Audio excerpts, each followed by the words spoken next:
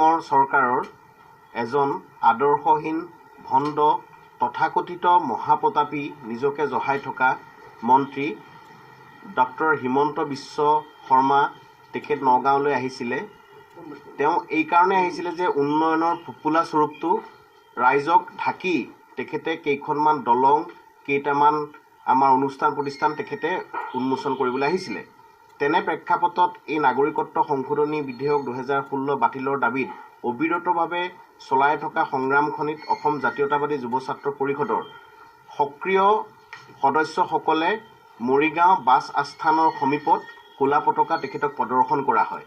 ক'লা পতাকা প্ৰদৰ্শন কৰাৰ স্থানত আজি বিজেপিৰ কৰ্মকৰ্তাসকলে শান্তি পানী ছটিয়াই সেই স্থান শুদ্ধি কৰাৰ কথাটো আমি ইতিমধ্যে সংবাদ মাধ্যমৰ যোগেদি গম পাই আজি আমাৰ এই সংবাদ মেলখন আমি আয়োজন কৰিছোঁ আৰু সকলোকে ইয়াত অংশগ্ৰহণ কৰাৰ বাবে আমি ধন্যবাদ জনাইছোঁ। এইখিনিতে আমি স্পষ্টভাৱে এটা কথা জনাব বিচাৰিছোঁ যে হিমন্ত বিশ্ব শৰ্মাই অসমৰ অসমীয়া জাতিটোক নিশেষ কৰাৰ কাণ্ডাৰী ৰূপে তেখেতে 1 নম্বৰত আগস্থান লৈছে। এই কথাটোৰ প্ৰতিবাদ জনাইছোঁ। যোৱাকালি আমি ক'লা পতাকা প্ৰদৰ্শন কৰিছোঁ।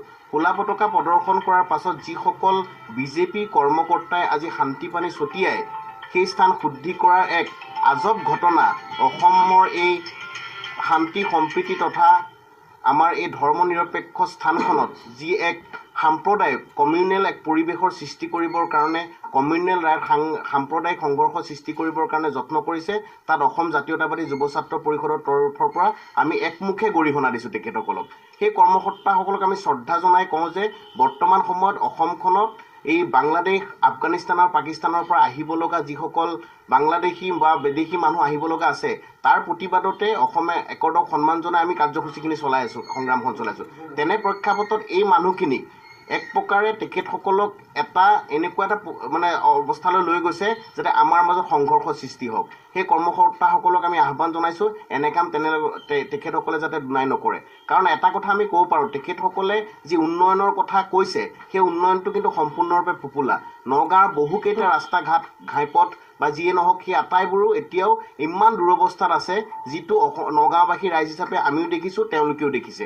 সেইকাৰণে আমি আহ্বান জনাইছোঁ আৰু বিজেপিৰ এই যিবোৰ কুচক্ৰান্ত এই চক্ৰান্তবোৰৰ জৰিয়তে সমাজখনক অশৃংখল কৰিব পৰা যিবোৰ কাম তেখেতসকলে চলাই আছে সেইবোৰ আমি বন্ধ কৰিবলৈ আমি আহ্বান জনাইছোঁ। আৰু এই কাৰণেই কৈছোঁ যে ভৱিষ্যতে যাতে এইবোৰ কথাই আমাৰ মাজত ভাতৃঘাতী এক সংঘৰ্ষ সৃষ্টি কৰিব পাৰে। সেইকাৰণে মই নগাঁওবাসী ৰাইজকো কৈছোঁ যাতে এই নাগৰিকত্ব সংশোধনী বিধেয়ক বাতিলৰ দাবীত চলি থকা সংগ্ৰামখনিত তেখেতসকল আহক, যোগদান কৰক। যোগদান কৰি প্ৰথমতে অসমৰ মাটি পানী বায়ু সেৱন কৰি থকা প্ৰতিজন মানুহে নিজৰ জাতিটোৰ ৰক্ষা কৱচ ঠিক কৰক। তাৰপিছত তেখেতসকলে ৰাজনীতি কৰিব, নহ'লে আমি অসমীয়া মানুহখিনি ইয়াতে নিচিন্ন হৈ যাম। আমাৰ নগাঁও জিলা সমিতিৰ সন্মানীয় সভাপতি ডাঙৰীয়া আছে, তেখেতেও এই সম্পৰ্কত দুআষাৰ বক্তব্য আগবঢ়াব। আজি বিজেপি কৰ্মীয়ে প্ৰতিবাদ কৰি পেলাই যিসকলে ক'লা পতাকা দেখুৱাইছে তেওঁলোকক দুষ্কৃতিকাৰী আখ্যা দি শাস্তিৰ দাবী জনাইছে। এইখিনিতে আমি ক'ব লগা হৈছে যে দুষ্কৃতিকাৰী প্ৰকৃততে কোন? দুষ্কৃতিকাৰী সেইসকল যিসকলে সদায় ফাঁকি কথা কৈ আহিছে। অসমৰ ৰাইজক, ভাৰতৰ ৰাইজক যে ফাঁকি কথা কৈ নৰেন্দ্ৰ মোদী, হিমন্ত বিশ্ব শৰ্মা, সৰ্বানন্দ সোণোৱাল এতিয়া ধৰা পৰিছে, সেইবোৰ তেওঁলোকে ঢাকিব কিদৰে? সেই ঢাকাৰ কাৰণে এইবোৰ কিছুমান অবান্তৰ মানে ক'বলৈ মানে আমাৰ অভিধানত ভাষা নাই যিবোৰ কাণ্ড কাৰখানা তেখেতসকলে কৰিবলৈ গৈ আছে বা কৰি আছে। এতিয়া চাওক, এই শান্তি পানী ছটিওৱা কাৰ্যটো এইটো এক কেনেকুৱা ধৰণৰ কাৰ্য? ক'লা পতাকা প্ৰদৰ্শনটো এইটো সংবিধানৰ এক আমাৰ গণতান্ত্ৰিক এক প্ৰতিবাদী কাৰ্যসূচী। এই কাৰ্যসূচীটোক ঢাকিবলৈ আকৌ শান্তি পানী ছটিয়াই ধৰ্মীয়কৰণ কৰি আমাৰ হিন্দু, মুছলমান, খ্ৰীষ্টান, জৈন, পাৰ্চী আমাৰ যিটো সমন্বয় সেই সমন্বয়টো বিনাশ কৰিবলৈ এই চৰকাৰখন প্ৰথমৰ পৰাই উঠি পৰি লাগি আহিছিল, আছে আৰু কৰি থাকিব। সেইকাৰণে আমি বিজেপি চৰকাৰখনক আমি সকীয়াই দিছোঁ আৰু বিজেপি কৰ্মকৰ্তাসকলক আমি আহ্বান জনাইছোঁ তেখেতসকলে এনেকুৱা গৰ্হিত কাম দুনাই যাতে নকৰে। চাওক, বিজেপি দলটো যে এটা সাম্প্ৰদায়িক দল ইতিমধ্যে তেওঁলোকে প্ৰমাণ কৰি দিছে। আজিও সেইটো বস্তু একেবাৰে স্পষ্টকৈ প্ৰমাণ কৰিছে। আজি বিজেপি যুৱ মৰ্চাই যিটো কৰিছে, তেওঁলোকে কৈছে যে বগা পতাকাখন হৈছে শান্তিৰ প্ৰতীক। আচলতে তেওঁলোকে সেইটো কি বুজাব গৈছে?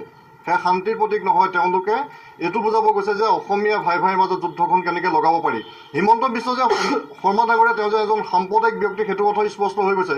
তেওঁ সিদিনাখন এখন মিটিঙত কৈ গৈছিলে যে য'ত ক'লা পতাকা দেখাইছিল সেইখিনি মুছলিম মানুহ আৰু তেখেতক মই প্ৰত্যাহ্বান জনাইছোঁ তেখেতৰ যদি ইমান হিন্দুত্ববাদৰ তেওঁৰ গাত তেজ আছে তেতিয়াহ'লে পাকিস্তান বা বাংলাদেশত যাওক সেইসকল মানুহক তেওঁ সুৰক্ষা দিয়া কামত লাগক তেওঁ যেন এজন হিন্দুত্ববাদী যদি সজাই প্ৰকৃত নেতা হয় তেতিয়াহ'লে বাংলাদেশ আৰু পাকিস্তানত যাওক সেইসকল হিন্দুক তেওঁ সুৰক্ষা দিয়ক অসমলৈ আনি ভাৰতবৰ্ষলৈ আনি সেই হিন্দুসকলক কেতিয়াও আমি সুৰক্ষাত থাকিবলৈ নিদিওঁ সেই অসম জাতীয়তাবাদী যুৱ ছাত্ৰ পৰিষদৰ স্পষ্ট ভাষাৰে আমি কৈ আহিছোঁ যে নাগৰিকত্ব সংশোধনী বিধেয়কখন বাতিল হ'ব লাগিব অন্যথা ইয়াত যেনেকুৱা ধৰণৰ তেওঁলোকে কাৰ্যসূচীয়ে নলওক সেইটো স্পষ্ট আৰু এটা কথা তেওঁলোকে কৈছিল যে কালি আমি ক'লা পতাকা উৰোৱা অৱস্থাত বগা পতাকা উৰাইছে আচলতে এইখন বগা পতাকা নহয় অসম জাতীয়তাবাদী যুৱ ছাত্ৰ পৰিষদৰ লগত থকা এখন হেৰি মই আপোনালোকক দেখাই দিছোঁ এই পতাকাখন কালি আমি উৰাইছিলোঁ এইখন তেওঁলোকে কৈছে যে শান্তিৰ প্ৰতীক তাতো উৰিছে বুলি আচলতে নহয় AJYCP এইখন পতাকা তাত উৰিছিল তেওঁলোকক এইটোও আমি স্পষ্টকৈ কৈ দিছোঁ তেখেতসকলে ইয়াত যি সাম্প্ৰদায়িক কৰিবলৈ গৈ আছে অতি একেবাৰে আমি তীব্ৰ ভাষাৰে গৰিহণা দিছোঁ আৰু এটা কথা আমি স্পষ্টকৈ জনাই দিছোঁ চাওক তেওঁলোকে কৈছে যে উন্নয়নৰ যিটো ফোপোলা স্বৰূপ আছে নগাঁও জিলাৰ গোটেই উন্নয়নখিনি আমি এমাহৰ ভিতৰত সমগ্ৰ অসমবাসী ৰাইজক আৰু সেইসকল যিসকলে আমাক দুষ্কৃতিকাৰী কৈছে তেওঁলোককো আমি দেখাই দিম আচলতে দুষ্কৃতিকাৰী সেইসকলেহে যিসকলে এতিয়াও বিজেপি ধোঁৱা তুলসীৰ পাত হৈ আছে আচলতে অসম জাতীয়তাবাদী যুৱ ছাত্ৰ পৰিষদৰ ল'ৰা দুষ্কৃতিকাৰী নহয় সেই বিজেপি যুৱ মৰ্চাৰ নেতৃত্বহে আচলতে দুষ্কৃতিকাৰী সেইটো আমি স্পষ্টকৈ কৈছোঁ তেওঁলোকৰ ফোপোলা স্বৰূপটো আমি এমাহৰ ভিতৰত দেখাম আৰু আপোনালোকেও যিহেতু সংবাদ মাধ্যমৰ লগত জড়িত হৈ আছে আপোনালোকৰ গোটেই নগাঁও চহৰখন আপোনালোকে পৰিভ্ৰমণ কৰিছে তাত দেখিছে নগাঁও জিলাখনৰ কিমান উন্নয়ন হৈছে ৰাস্তা ঘাটো যদি চায় তেতিয়াহ'লে দেখিব যে কিমান উন্নয়ন হৈছে আপোনালোকক লগত ৰাখি পেলাই নগাঁওবাসী ৰাইজৰ কিমান উন্নয়ন হৈছে সেইটো আমি স্পষ্টকৈ তেওঁলোকক প্ৰমাণ কৰি দেখাম আৰু তেওঁলোকৰ যদি সৎসাহস আছে প্ৰমাণ কৰি দেখাম তেওঁলোকে কিমান উন্নয়ন কৰিছে নগাঁৱত আজি চাওক নলা নৰ্দমাৰ কি অৱস্থা হৈ আছে তেওঁলোকে স্বচ্ছ ভাৰতৰ কথা কয় স্বচ্ছতাৰ দিশত নগাঁও জিলাখন কিমান আগবাঢ়িছে তেওঁলোকে দেখাওক এইবিলাক ফাঁকিবাজি কথাই কৈ মানুহক বিপথে পৰিচালিত নকৰিবৰ কাৰণে তেখেতসকলক আমি তীব্ৰ ভাষাৰে গৰিহণা দিয়াৰ লগতে আগন্তুক দিনতো আমি সকীয়াই দিছোঁ যে এনেকুৱা দুষ্কাৰ্য কামৰ পৰা তেওঁলোক যাতে বিৰত থাকে ধন্যবাদ